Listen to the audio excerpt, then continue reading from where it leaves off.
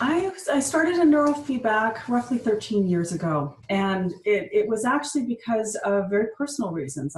My oldest son was flunking out of 5th grade, and in the process, we found out that he had attention deficit disorder, and we went the traditional medication route. So we worked our way through several stimulant medications and finally found one that worked. And we were like, great, we're all set. He can be successful now. And then we went to our yearly checkup and found out that he had stopped growing.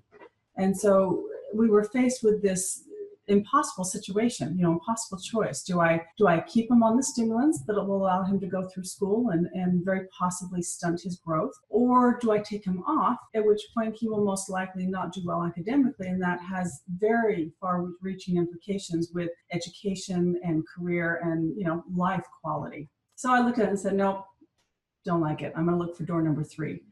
And neurofeedback was door number 3. So fast forward a number of years, my son is currently in college pursuing a bachelor's degree in computer science. And interestingly enough, he's into Olympic weightlifting and is currently first place in his weight class in the state of Washington. That made such an impact on me that that's what kind of catapulted me into forming my own business and begin working with other people. I wanted to share that potential, that opportunity to say, there's a reason why you're struggling. We can see it on a brain map. It's not a character flaw. We can do something about it. Now let's do that and give you a second chance at attaining those life goals that you really truly want. And then you let people go and they just thrive.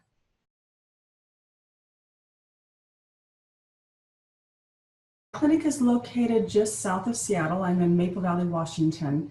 And the typical clientele that usually come through the door are a combination of attention deficit disorder, both the ADD and the ADHD, autism spectrum disorder, people suffering with anxiety and depression, learning disorders, PTSD, TBI, all those lovely acronyms.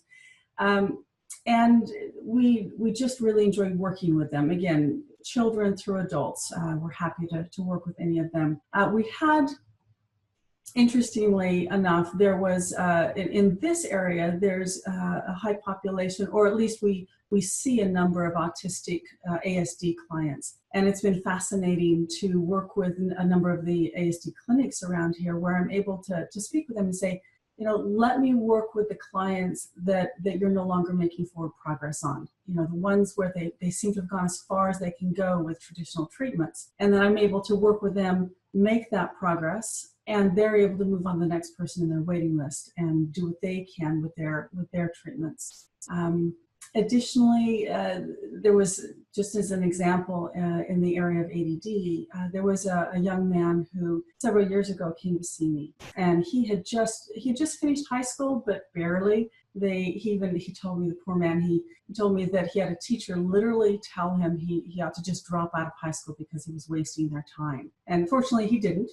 He barely skated through, but at the time was not moving forward with life, with a job or education. So he started neurofeedback treatment. And during the course of treatment, his father encouraged him to take a drafting class and pick up some work at his company. He did that and was encouraged, and then decided to go to community college. And in the process, they do, in this particular situation, when you enter the community college, they do some testing, baseline testing, to see what level of English class you can go into, and if you can skip some of the more basic ones. He passed one of the tests, but a second one he didn't. And I remember him talking about, at that point, he'd begun feeling the shift. He had begun understanding that he was capable of doing more. And he talked about saying that he had made a decision that he could do it. He could do it. So he went home and he studied, he worked out, he put in his effort, went back and was able to pass. Now, fast forward several years, his grandmother contacted me, and we caught up, and she said that he had finished a bachelor's degree in engineering and was moving on towards a master's degree. And, this is with a boy that barely made it through high school and had kind of given up on life. And I look at that and I think that's what we do for people. We give them a second chance. So.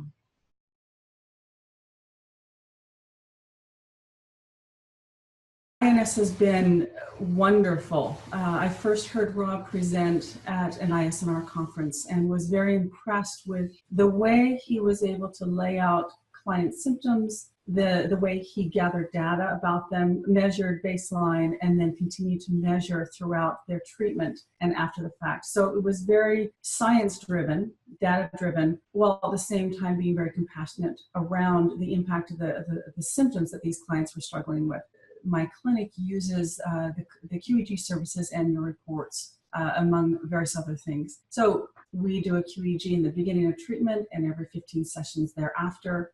And this allows us to really see what's going on. The INS is wonderful in the sense that I can really count on an efficient turnaround of the data being sent in and the QEEG report coming back. I can count on a week turnaround, if not less, which makes a tremendous difference for the clients. When they come to me, they're in distress. They're worried. They want to solve the problems. So being able to start that treatment quickly and efficiently is huge. In addition, the QER neuropsych reports that you offer at your clinic are phenomenal. So the combination of what I do in gathering information and then also the QEEG data in a written format, I'm able to give that to the clients. They use it in their IEP meetings. They take it back to their primary care physician. I also, with their permission, send it out to any other providers that are currently working with them. And it allows them to essentially show what's going on,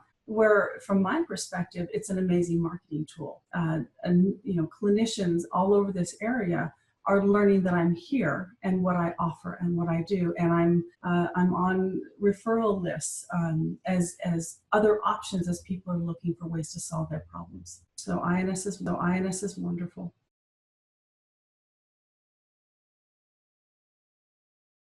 So when I first entered the field, I think it's been 14 years now. At that time, we were doing 1, sometimes 2 channel training, and it was amplitude training, and we were doing it with just a symptom intake. And so we were guessing to the best of our ability, but we were guessing. The field progressed from there to 2 and then 4 channel training with QEEGs becoming third, and has continued to be on the forefront of increasing knowledge base and methods of measuring the different brain activities with both amplitude and coherence. So that gives me the ability to be far more specific in saying this is what's happening in a very specific area of the brain. Now let's target that and train it, and let's shift it so that those symptoms begin to decrease or eliminate it altogether. So it's one of the things that I'm very excited about, that the field continues to progress, continues to improve, and that INS is on the forefront of that, and that I'm getting cutting edge information as I interact with you.